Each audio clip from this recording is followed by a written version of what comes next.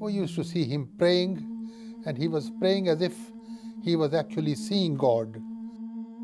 I was about 10 years old when I saw him. I had never seen him. Such is the dedication of our missionaries. He was a very highly determined and dedicated missionary. He was unstoppable. Assalamu alaikum, and welcome to today's episode of Servants of Allah. In this series, we'll be discussing the lives, sacrifices, and achievements of some of the foremost members of our Jamaat.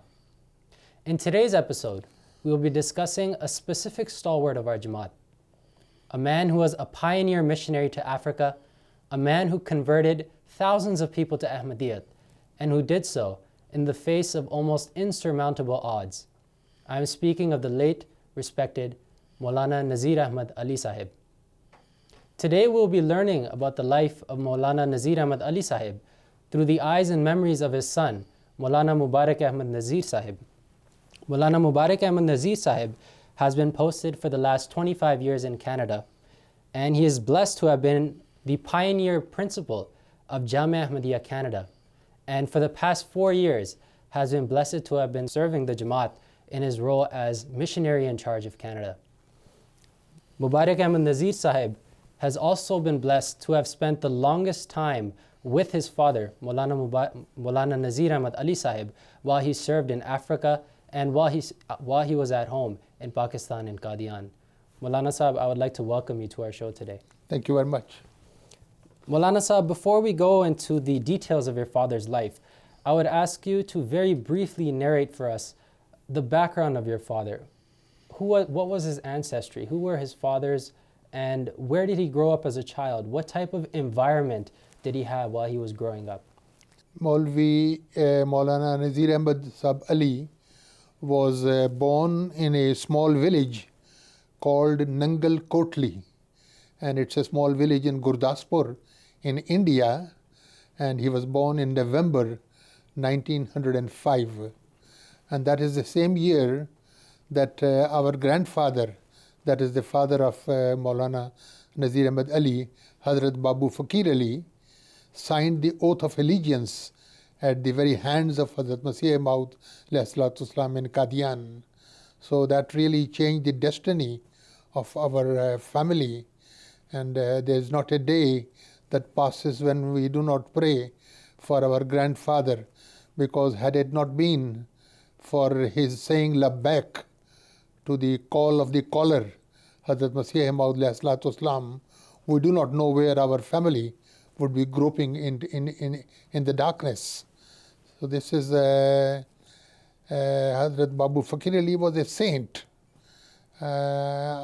We used to see him praying, and he was praying as if he was actually seeing God, or at least God was seeing him, because the level of his prayer and the meditation that he made and the sobs we used to hear while he was in the sajda really had a very great impact on all the family. I remember that you were telling us before that your father once borrowed 10 or 15 rupees to pay for the entrance examination for one of his classmates. Can you relate that story he for was. us? There were other Ahmadis in the college. And when the time came for the final examinations of BSc, my grandfather sent him some money for the admission fees. My father decided that his chance of passing the examination was quite slim, and the chance of passing of the examination by another Ahmadi was much more. But he had no admission fee, he had no money. So he handed over that money to his friend to pay for the admission fees. And he wrote to his father that Miyaji is the name that we used to call our grandfather.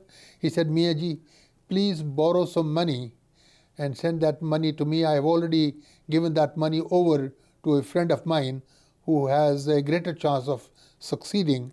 Please send me some money, but I will repay that money before I ever come to your home. I will repay that money. So this was, his dedication to his friends in times of difficulty. Jazakallah Rabbi Sahib. After college, your father dedicated his life at the call of Hazrat Khalifatul Masih Sani, Hazrat al-Muslim Maud, Raziyallahu Ta'ala anhu. At that time, I understand, there was a movement going on known as the Shuddhi movement. Now, can you describe for us what this movement was and the role your father played? Yeah, in it this was in movement? probably 1923 or 24 when they used to narrate that he went as a volunteer for the Shuddhi Tehreek. There were some Muslims who had been converted forcibly into Hinduism, and Hazrat Khalifatul Masih Sani launched a sort of jihad and sent many volunteers to go over there and speak to those people. He was one of those volunteers, and the condition was that you should go there and you should go pay for your own transport. You should carry your own goods with you, on your own food with you. And so this was the difficult time. He carried his own flour, his own onions, his own pepper and salt, and that's how he traveled to the Shuddhi area, and he was instrumental in bringing back many so-called Hindus back into Islam. That was a sort of a training ground for him to become a proper missionary. So right from his youth, he was already dedicated to spreading the message of Islam. He was highly dedicated. He was a very highly determined and dedicated missionary. He was unstoppable. From the years that I was with him, I was always amazed that he was simply somebody who never accepted defeat. He was always, determined, loyal to Khilafat. Rabbi Sahib, you mentioned your services, your father's services as a missionary. Let's talk about that for a bit. Can you describe for us where he served as a missionary and how many years he spent as an active missionary of the Jamaat? He was first sent to the Gold Coast. Gold Coast was then known, this was Ghana, but at that time it was known as Gold Coast. That was in 1937 when he was posted to Gold Coast. He was there for some years, and then there was a news that the Lahori faction, those who had separated themselves from Khilafat, they were also very active, and they had known that the Ahmadiyya Jamaat had established itself in Ghana, in Gold Coast, so they wanted to capture Sierra Leone. So they had intention of sending a very great missionary over there. The Ahmadiyya movement, our Jamaat, came to know about it, and Hazrat Amirul Mu'mineen, Hazrat Muslim Maud, sent my father, Hazrat Maulana Nazir AliSb, preemptively, just before him. So he arrived there about 2 weeks before him.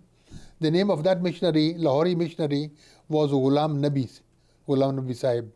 And he was not the ordinary person, he was the secretary of Maulana Muhammad AliSb, who was the Amir.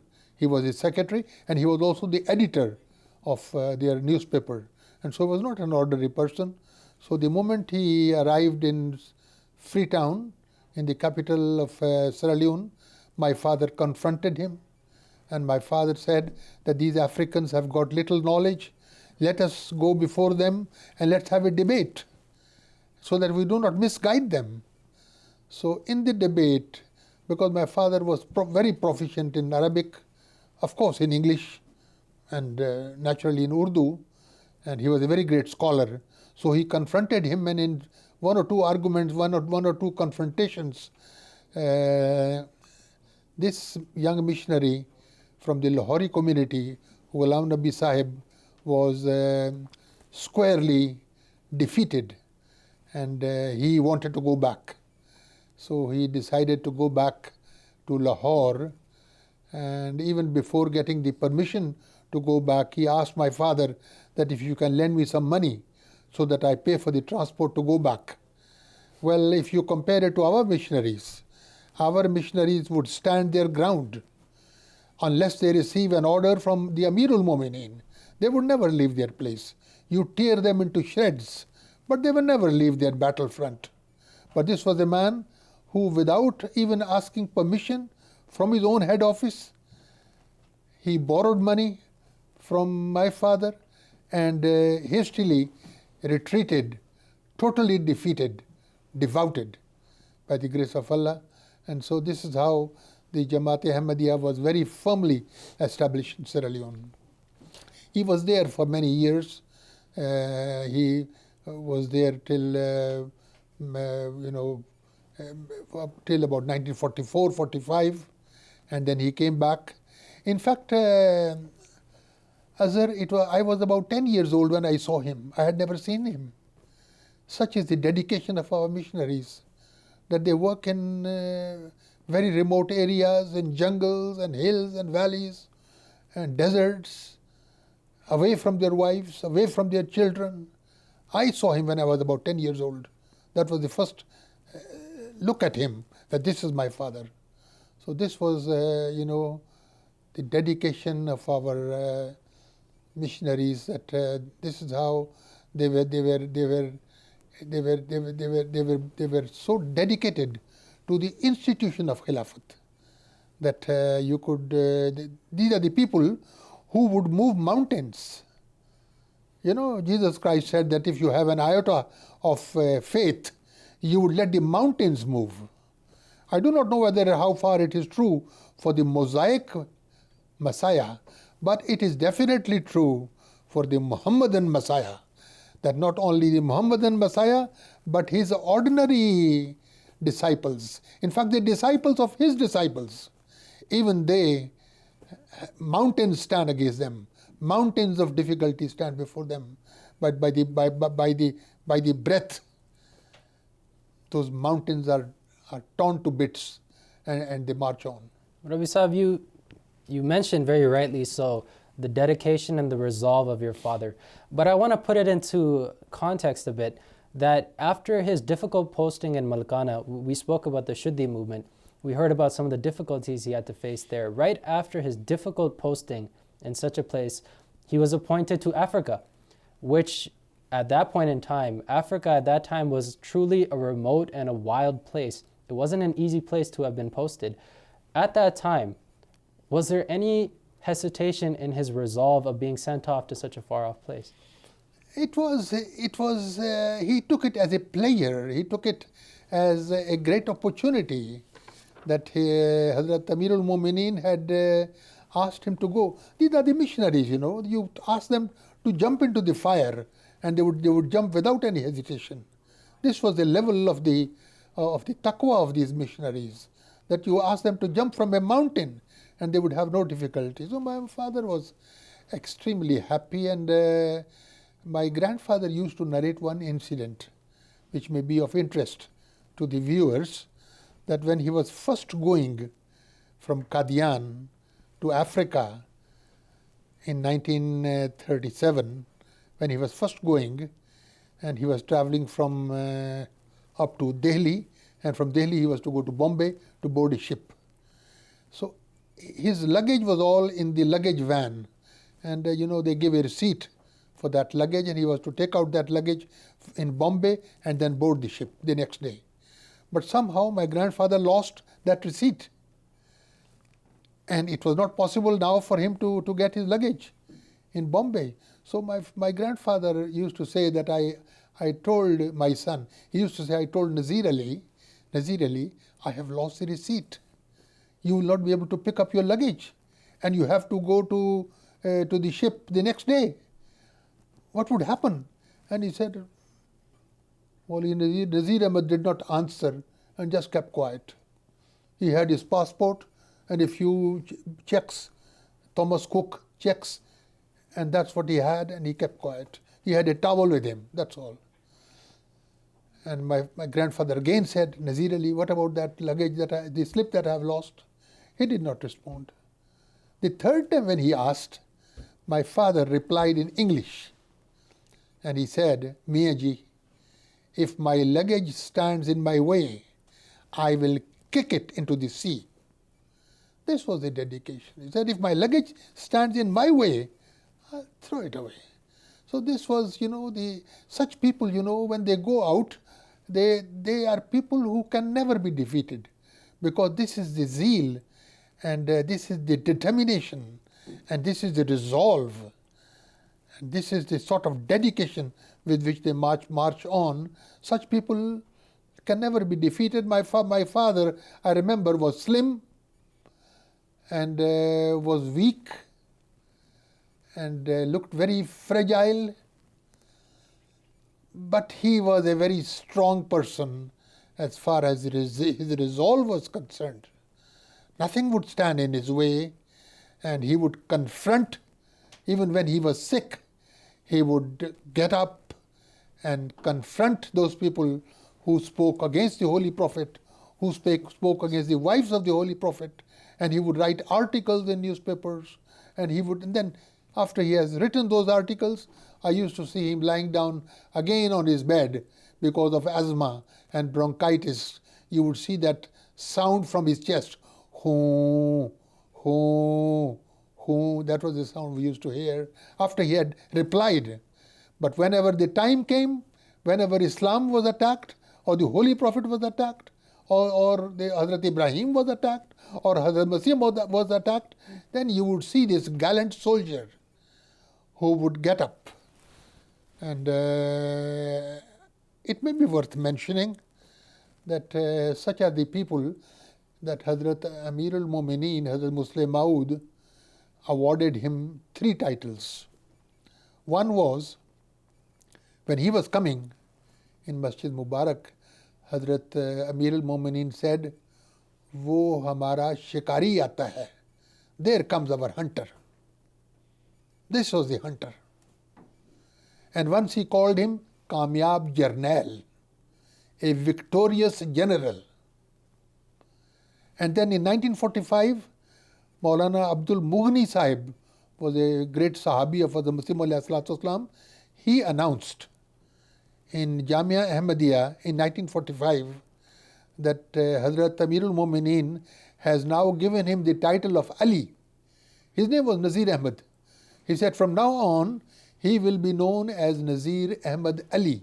Ali was the title given to him, and we feel highly blessed that this fragile person who was sick, and you would never know whether he would survive 24 hours or 48 hours, would get up and work wonders, which is an object lesson for missionaries of your type, for missionaries of my type, that this was, his determination, his resolve, and this was his trust in Allah Ta'ala, his prayers, the way he used to recite the Holy Quran. I remember his melodious voice, such beautiful voice he had, and he would go to one corner in a town called Salt Pond in Ghana. I used to see him sitting in one corner reciting the Holy Quran with such a melodious voice which was enchanting. It was sort of mesmerizing. He would recite one verse and he would stay silent. And we would think that he has finished the reciting of the Holy Quran, and then you would hear him recite another verse very beautifully.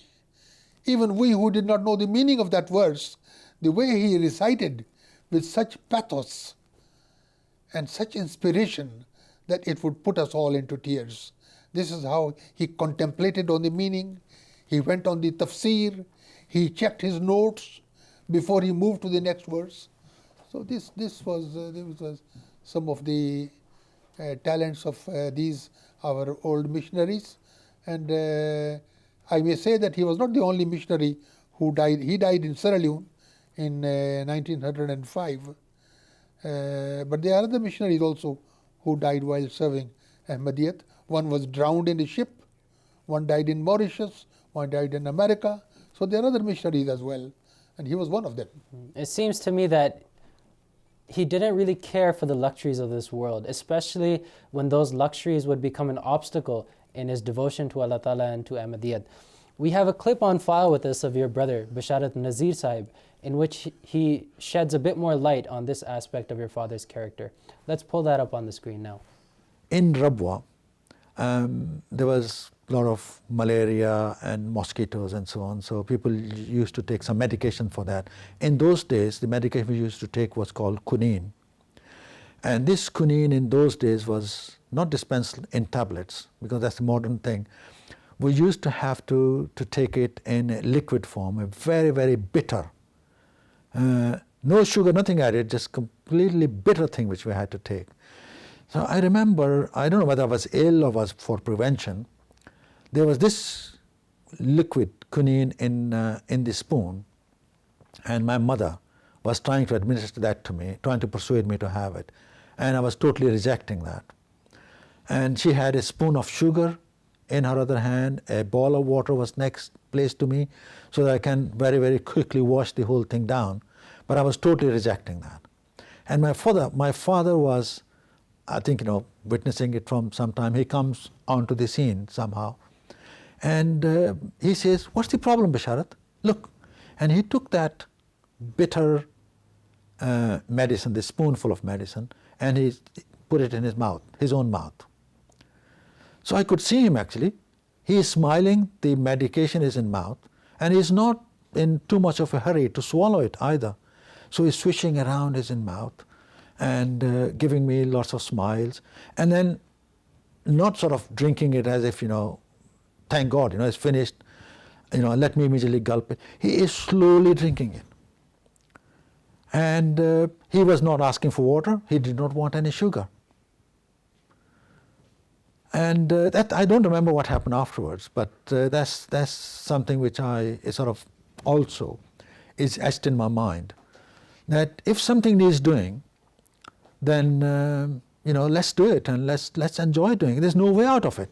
We have to do it anyway, and that's something I've learned from him. Murabbi Sahib, we were speaking about some of the difficulties that your father had to face in Africa, and I wanted to focus on this aspect of his life a bit more.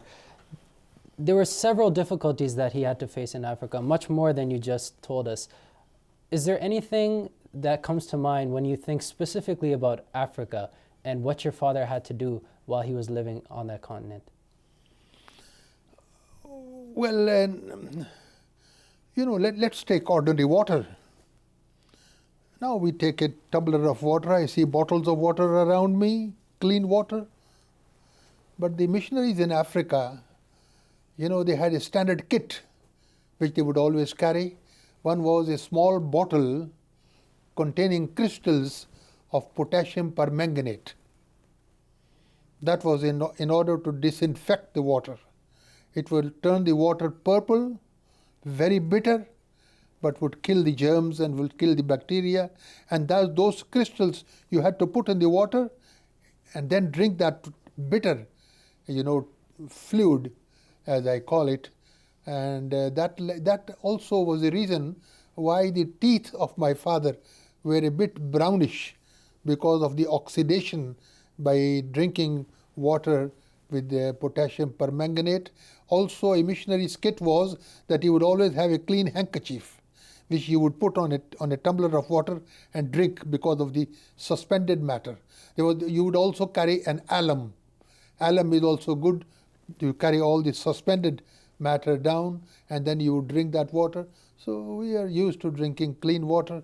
Each time I drink that water, I remember some of the sacrifices. Now we travel anywhere in the world in one day. But that was the time when we had to travel. When I traveled with him as a child of about 11 years, it took us more than 3 months to go from Qadian to Sierra Leone. It took us 3 months traveling from ship to Aden, and from Aden to Port Sudan, and from Port Sudan in a lorry, in a truck which had no roof, traveling with your luggage, with your books, all the way across the Sahara Desert, traveling in the night, sleeping somewhere in the day because of the scorching heat. Sometimes it was 10 days, we never saw any human being on the way. The truck had got 2 big barrels of petrol, it had a gun, had a compass. There were no better roads, in fact no roads. and through the help of the compass, they would follow their direction, and then they would go to some smaller towns, and they would spend 1 or 2 days and then continue with their journey. Now we sit in luxuries. We travel all over with our cars, and then we sometimes complain that we are tired.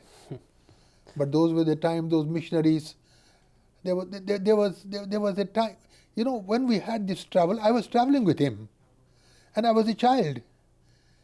And he put me in charge of the stove, that I would take care of the stove, so that the kerosene is there, I don't use much kerosene, and I would have that needle to clear that nozzle. There's a small nozzle which you always have to keep it clean.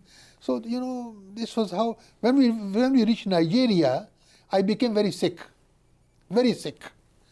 And the doctor said, this child cannot travel. But this was, the war had just ended, the World War, and there were no ships. And my father luckily had got a ship to travel from Lagos to Freetown.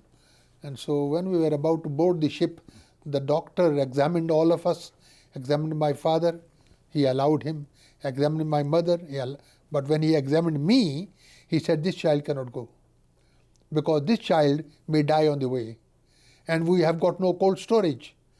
So unless you sign here that if he dies in the ship, you will allow us to throw him overboard. My mother started crying. Let's go with another ship. My father said, I am busy. I've got work to do. Hazur has sent me to Sierra Leone. There are no ships available. It will take a long time. He held my hand and he asked the doctor, he said, where do I have to sign? And he signed over there, held my hand. He said, Mubarak, come. Nothing will happen to you. And he said something like this, and I'm quoting. I'm not quoting his words, but something like this. He said, if my son dies in the ship, throw him into the sea. That's what he said when he lost his luggage. If my luggage stands in my way, I'll kick it into the sea. If my child stands in my way, I'll throw him into the sea. These are the dedications. These are the people. As I said earlier, I am sometimes embarrassed to speak about my father. But because I speak as a missionary, I speak about him as a missionary, and I am also a missionary.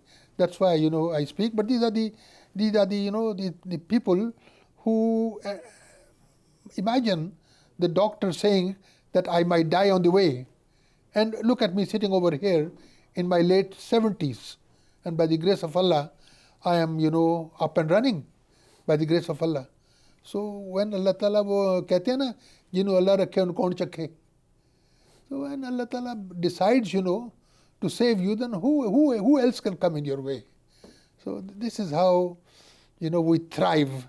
This is how we sometimes get our fuel, get our spark, get our petrol that helps us to move on.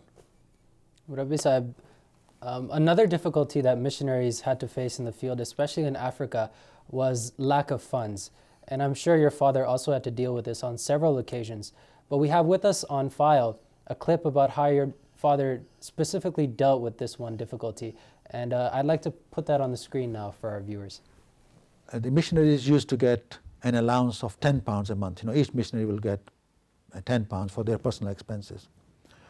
So when the money was short, he voluntarily wrote to the center that I would want to manage with just £5 a month instead of £10 a month. So he actually reduced his allowance himself to £5 a month. And later on, a missionary came to join him, and he sat down with him and convinced him that he does not want to ask for more money because you have come to join us. What I propose is that with this £5 which I'm getting, let both of us survive with that. So then there were two missionaries actually living on £2.5 a month. Yeah, just to make one little correction from what my brother said, the missionaries were not given £10, they were given £5. My father used to get £5 a month. And when Maulvi Muhammad Siddiq Sahib, Amritsari, may Allah Ta'ala be pleased with him, when he came in 1940 to join him in Sierra Leone, at the end of the month he said, Maulana, where is my allowance of £5? So he took him aside and he said, my brother, the Jamaat in Qadian is very weak financially. If you allow, I am not going to ask them for £5 for you. Let's manage the £5 that I have got. So let us have £2.50 each one of us, and let us survive on that. So they used to eat the village, cassava leaf and potato leaf and other things. And sometimes they used to eat, fish, sometimes chicken, but mostly the native food on which they used to survive. And this is, how they survived. Murabbi Sahib, the things that you are telling us are truly inspiring, and I want to thank you again for sharing these memories with us. But I want to shift the spotlight for a moment from your father towards the people who really supported him in his role as a missionary. And I'm speaking of your late respected mother, Mohtarma Amina Sahiba. What are your recollections of her? What do you remember about her and how she would support your father in his role as a missionary of the Jamaat? You see, our women stay in the background, and sometimes we do not mention them. But behind, as they say, the work of a man, there is a woman who stands behind him. Had it not been the support of my mother, Mohtarma Amina Begum, had it not been for her support, it would have been very difficult. She was also a pillar of support. And I remember two of us, my elder brother and myself. Sometimes my mother thought that we were sleeping. He would put both of us on the bed, and we used to hear, he thought I was sleeping, but I was not sleeping. I was listening. Then I used to see tears flowing her eyes, praying for them, that, oh Allah, their father is not here. I am managing these children. Put them on the right path. Let them do the right things. And I used to see her praying. And she was also, she took care of the children. My father, his resources were so meager that, we are 6 brothers. And one thing my mother never compromised, and that was that the children should not go to college. She didn't compromise on that at all. You have to do your studies. She could accept everything, but not saying your prayers or not going to college or not doing your studies. That is what my mother, that's why, all my brothers, they are, by the grace of Allah, highly educated, highly intellectual, doctors, specialists in medicine. Even this young brother who was just speaking was also a PhD. So they are all highly qualified. And they got their education. Sometimes, they didn't have better shoes to wear. Sometimes I used to see one of them wearing one shoe and one of them wearing another boot. And this is how they went to college in Rabwa. And this is how they did wonders. Because our father was already demised. Her father had already died. And so this was also, and also the kindness of Hazrat Amirul Mumineen. I remember when my father died, Hazrat Amirul Mumineen gave me an allowance of 30 rupees every month, so that would take care of my education. So my education, all was taken care by the Jamaat, and this is how he helped our children. The quarter where we used to stay, Hazur said this quarter will remain with Mrs. Nazir Ahmad Ali until her demise. She would stay there permanently, free of charge. So it was a great support, a great respect, and a great acknowledgement of these people. But as you said, my mother, in the background, just now we are recording this program, and those children who are now doing this recording are not coming on the show, but they are the people behind. We are behind this taping. So this is how she remained in the background. She had very difficult time. I have no hesitation in saying that for all my time in Africa, I never wore a new clothes. I fully remember when I got a new shirt, it was Eid, and I got a new shirt. That was the first time I got a new shirt. I never had a new shirt. And now by the grace of Allah, in our wardrobe we have dozens and dozens and dozens of shirts and other things. But those were the difficult times, and we should never forget.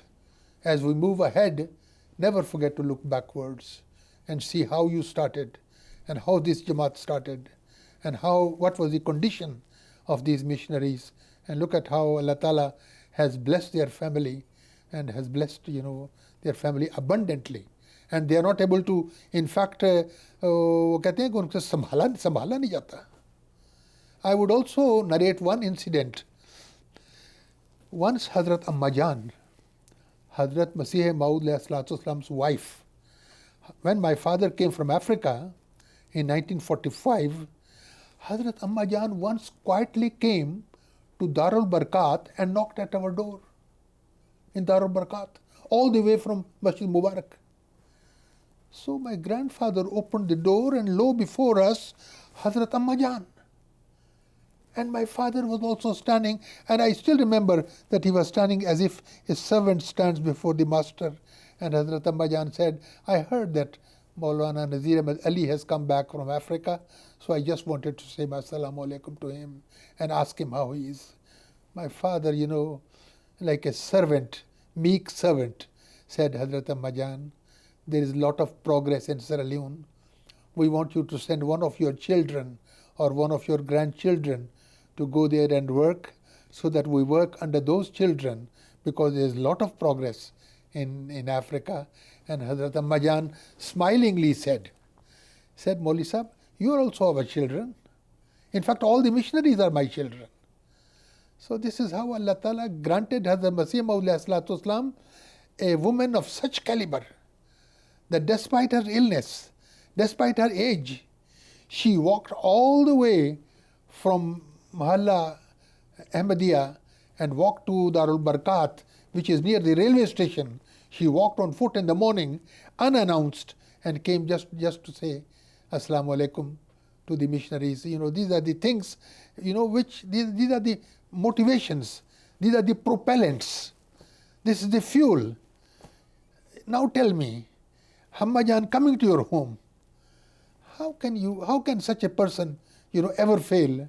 There's no difficulty for him in the world. And I'm sure your mother also felt that as well.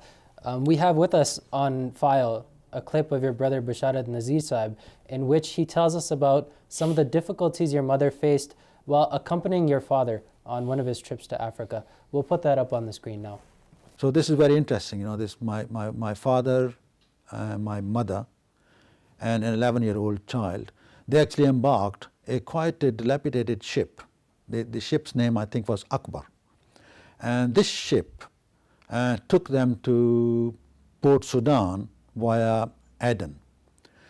And they disembarked in Port Sudan, and from there they had to cross from the east side of Africa all the way towards the west. And the only way was through the Sahara. So he actually, and there was no transport, there were no roads of any kind, and there were just some goods trucks, French goods trucks, which were operating, open back. So these people actually traveled, I think, for weeks in different trucks, crossing from Sudan all the way towards the west, reaching Nigeria. And then they took trains to reach Lagos. And then they stayed, I think, about a week in Lagos, and then they take a ship from Lagos to go to Freetown. And then Freetown, they took the road to the city of Bo, which was their destination. So all this journey took them exactly 3 months. So they were in journey or in transit for 3 months. So when I think about what kind of sacrifices my mother makes, this is one thing which comes to my mind. They were separate for so many different times, for so long, and then when she goes with him, they go through this this arduous journey. And actually I worked out, I know when I was born and I know when this journey took place. And I have worked out that my mother was pregnant of me at that time. And she did all that journey. Murabbi Sahib, we have heard about some of the difficulties your father faced during his travels in Africa. But of course, your father must have seen the miraculous help of Allah during these times as well. Do you know of any such experiences that your father had where he saw the miraculous help, the divine help of Allah during his times of difficulty? I think he saw it every day. It must be very unusual when he did not see the miraculous help coming every day. It was narrated that when he was first going to Africa as a missionary, there was another missionary who was traveling in the same ship. And my father had asthma, bronchitis, and some of the doctors thought maybe it is tuberculosis because he used to spit blood, so much blood that people, were astonished that how could a person survive by spitting so much blood.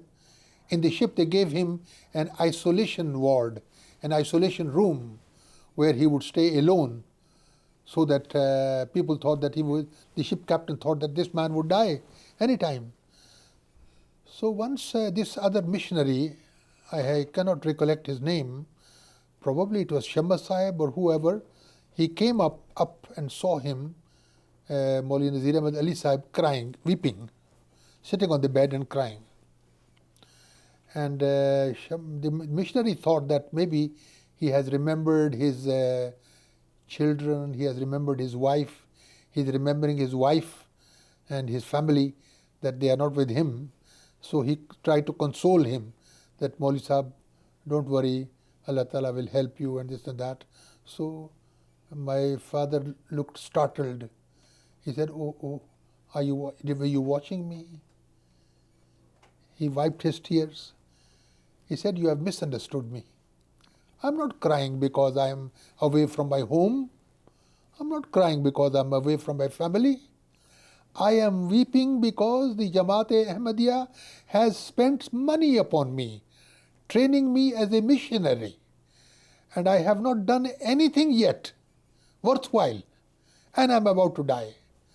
That, oh Allah, the Jamaat has spent money upon me, has invested in me, and I have not been able to do anything.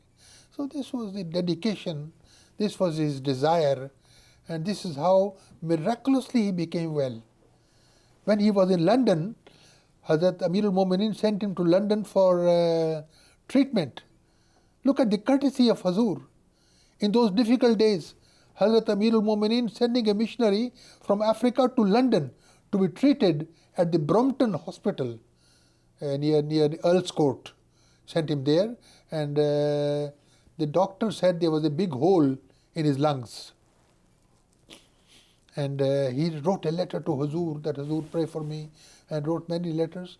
Then after about a month or so, 2 months, he went again, and the doctor took the X-ray, and he said there's no hole. And the doctor looked at the old X-rays and the new X-rays. He said, where is that big hole that I saw?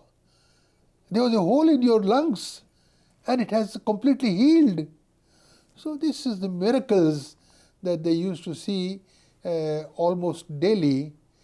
I will also narrate one incident. When he came to Rabwa in 1945, many people invited him for dinner, and he would make one thing. He said, I am from Africa. If you want to give me some good dish, cook some dal and some rice. Because as for fish, I have had enough, chicken enough, but dal, roti or dal chawal is the one I want. We used to accompany him, but we used to be very unhappy because of this, because we were fed up with dal and roti. Living in Qadian, every day dal and roti, because that was the cheapest food. So we were fed up and we said, why does he put that condition? Let them cook some chicken so that at least we also have a bite of some good food. So he would say, no, I only want dal, roti. Or make some krela, bitter melon, Karela was not available in Freetown, in Sierra Leone. So make up some Karela if you like, or some vegetable, because kaddu and all that, I do not have them. Pumpkins, and we don't have them much. So this was, some of the interesting things, that happened. Well, we were talking about the miraculous help of Allah. And one of the ways that Allah Ta'ala helps His servants is that He puts their love and awe of them into the hearts of the people around them. And I'm sure Maulana Sahib must have experienced this throughout his life and on many occasions. We have on file with us a clip of one such person who was affected in this way by Maulana Nazir Ahmad AliSb. The school had just been established at this time that I was in Kumasi. And we needed students as well as teachers.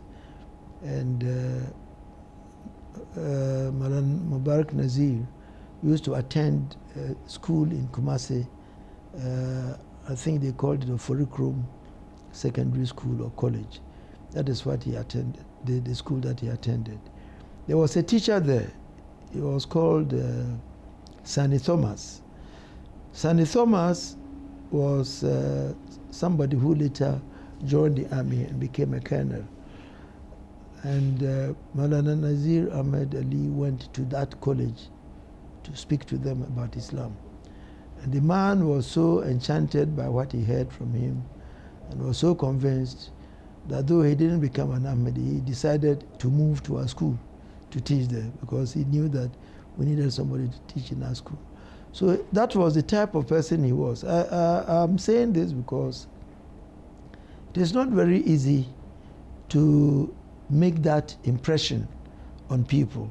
If he made that impression on Sani Thomas, he made that impression on Alhaji Imam Saleh and a number of these people who then became ardent, propagators of the religion of Islam. Rabbi Sahib, the impression your father gives is, like we discussed, of a man who was absolutely dedicated to his cause, resolute. And I'm sure, being a missionary of Jamaat Ahmadiyya, he also had a great passion for tabligh, for spreading the message of Islam and Ahmadiyyat. Can you narrate for us some of the incidents from his life where he would participate in tabligh? Yes, thank you. From the clip you just showed, Maulana Abdul Wahab bin Adam Sahib, it might be worth mentioning that Maulana Abdul Wahab Sahib and I stayed together as young children in Kumasi for many years. And in fact, we attended school together. The secondary school he's talking about, I was also a student in Kumasi, and I knew his mother, and I knew his parents as well. So we had very great linkage with Maulana Abdul Wahab bin Adam Sahib. Our missionaries have many encounters. And I remember he had one encounter, a sort of a mubaila, and the condition was that he should come all alone. That was in Kumasi, in central Ghana. And he had a mubaila with some Arabs, and the condition was that he should come alone. So, of course, no taxis and nothing of that sort. So he walked all the way and did not come back, and my mother was pacing up and down, looking from the balcony to see if he has come back. He never came back, and he came back in the morning, and he was staggering. I thought he was about to fall down, and my mother, was upset, and she said, "Will you kill yourself? Look at the difficulty. Look at your health. Look at the blood you are puffing, and you go all the night, and now you are coming in the morning." My father said, "Amina." My mother's name was Amina. He said, "Amina, don't worry. I had a munazara with him, and I had a mubaila with him. Don't worry, for the next, I think 7 or 8 years or so, I don't remember the time, but for that time I will never die, because I have made a mubaila with him that if I am a liar, I will die in such and such time. In 7 years or 8 years, I don't remember the time." But then my father, despite his ill health, his fragile health, the man was virtually a moving corpse.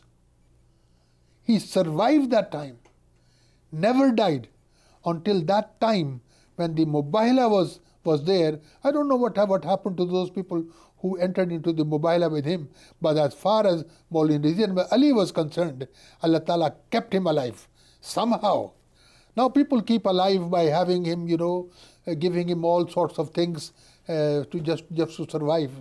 But Allah Ta'ala gave him he survived and never died until that time of the Mubahala which he had fixed. MashaAllah. Murabbi Sahib, I think it's important to mention that Maulana Nazir Ahmad AliSb did not indulge in a type of, a dry tabligh where he didn't really care about the African people. To the contrary, we see that Maulana Sahib cared very deeply for the African people. He had a true love for them in his heart. And we have a clip with us right now of your brother Basharat Nazir Sahib in which he describes this aspect of his character. Let's go to that now. He actually had a love of African people in his heart. He was always promoting Africa. Whenever he was coming back from African trips, he will take the opportunity to go to Jamia Ahmadiyya. He was visualizing the students there, that they're going to be the future missionaries, and he wanted to sell Africa to them. He wanted to make sure that nobody gets any wrong information about Africa. If there was any misunderstanding, or somebody says, that there are a lot of diseases, or, there are a lot of mosquitoes, he was always trying to put a positive spin on that. And when he was in Africa, from what I have read, he was absolutely at one with them. He is not missing the Indian food at all.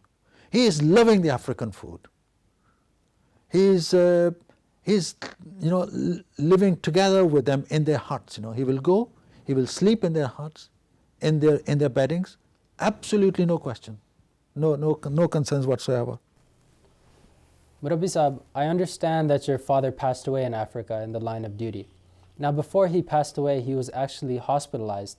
Now, do you remember some of the final pieces of advice that he had for the people that would come to visit him? What were his last words to those visitors? He was sick, very sick. He was in Bo, in central Sierra Leone, and he was in the ordinary ward. The Jamaat even could not afford a room for him, for missionaries. So it was in the ordinary general ward where there were 20, 30 other patients who were with him. And some missionaries came to visit him, and he started crying, weeping. And I remember when he used to weep, he used to clear his tears like this from his eyes. That's how he used to clear. And while he was weeping, while he was crying in prayers, he said, "Unfortunately, my sickness has crippled me. Otherwise, now that so many missionaries are coming to serve, it was my desire that I would go with them and I would lead them so that we would go to the villages and go to the little towns." And he always used to say that these Jamaats are a trust in your hand. Speak kindly to them. Take care of them. He had a love of the Africans. He would never tolerate anybody speaking against the Africans. He had a great love, especially for the people of Ghana and the people of Sierra Leone and the people of Nigeria, that he loved the Africans. Sometimes people used to say that, "Maulvi Sahib, it's because of the climate in Africa that made you so sick and you became so crippled." And then he used to be angry. He said, "No, this is not the reason. I was sick all the time. In fact, had it not been for my services in Africa, I would have died long since. It was these services of Africa that really kept me alive for such a time." This was, his love and his really, he had got so much love for the Africans. Murabbi Sahib, I'm sure that after he passed away, after his final illness, that passing must have been quite a shock for you, your family, and of course for the entire Jamaat. We have with us a clip today of your brother Basharat Nazir Sahib, And he says that he vividly remembers the day that he received news of your father's passing. I would like to play that for our viewers today. I actually remember exactly how the news came to us. I was with my mother in Rabwa at the time this news came up. There was a knock on the door, and I went there and I said to her that there are some people from the office to come to see you. And my mother at that time was washing some crockery. And actually, no, she heard that and she actually dropped a piece of the crockery.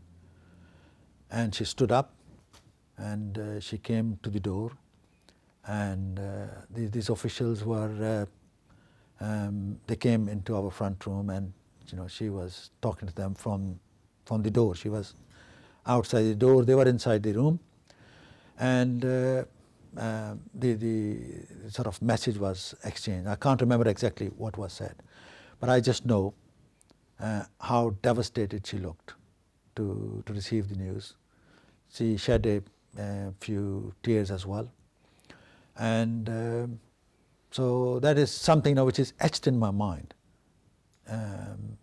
Exactly how we heard that news. Rabbi Sahib, as we just heard, I'm sure the passing of your father was a tremendous jolt for you, your family, and the Jamaat as a whole. But I want to know how the African people took the news of his passing. Seeing as he had spent the majority of his life amongst them, I'm sure that his passing would have left a deep impression on their minds. You love somebody and there's a reaction, he also loves you. So the Africans also loved him greatly.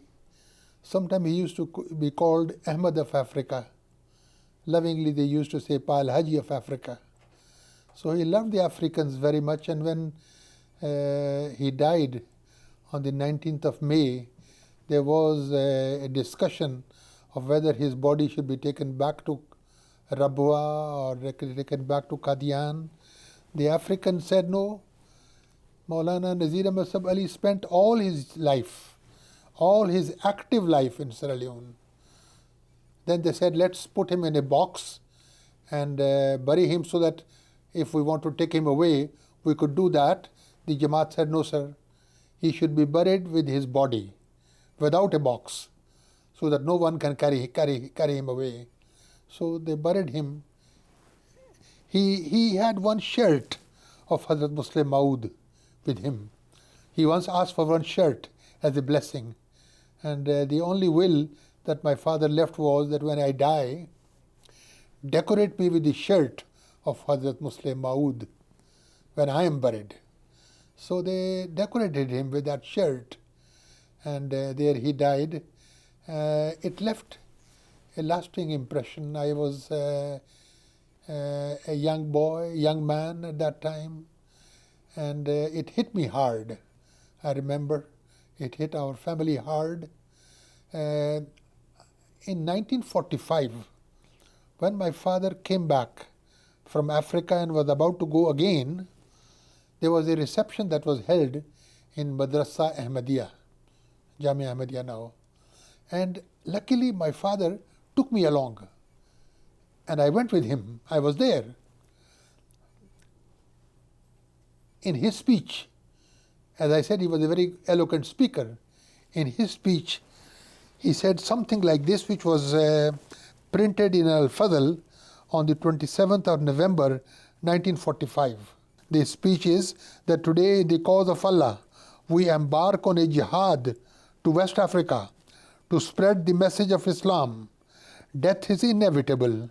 If any one of us dies over there, then you should bear in mind that in a faraway land, a piece of land has come under the permanent occupation of Ahmadiyyat. It will thus be incumbent upon the Ahmadi youth to reach that soil and fulfill the purpose for which we have occupied that land in the shape of our graves. Therefore, our graves will demand of you that you so tutor, you so train your children that they fulfill the purpose for which we gave up our lives. So this is the last speech which he made, and I have great honor that I was present when he made this statement, and I'm also happy to say that Hazrat Khalifatul Masih III, when he visited Sierra Leone, he went to the grave of my father. I was also with him. He went to pray at the grave of Maulana Nazir Ahmad Ali. Sir Muhammad Zafrullah Khan came to Sierra Leone, and he went straight to his grave, and he also offered prayers for him. So what luck! A poor man, a sick man, died when he was only 50 years old, 50 years and 3 months. And in that short spell of time, he worked wonders. We who are in our 80s or 90s can never accomplish that task which he accomplished. Such is the work of people who walk very fast. In a short span of time, they are able to do so much. By the grace of Allah, it is the duty of our missionaries, our young missionaries, that they should also follow such examples. They should not be demanding. They should be people, who go out and perform. And you will see that the help of Allah Ta'ala will come in showers. So may Allah Ta'ala bless the Jamaat Ahmadiyya. I have a clip from the grave of Maulana Nazir Ahmad Ali, on which it is written where he was born and where he died, and the titles that Hazrat Amir al-Mu'mineen gave him. Rabbi Sahib, we are at the end of our program, and I would like to thank you for sharing the precious memories that you had of your father. All of it was so inspirational, so inspiring, and truly I can say that Maulana Sahib was a role model for us Ahmadis, for us missionaries, in so many different ways. And I'd like to thank our viewers at the end of the show for taking the time and staying with us and listening to the events and the experiences of one of the foremost members of our Jamaat, one of the great missionaries of our Jamaat. Jazakumullahu ahsan al-jaza.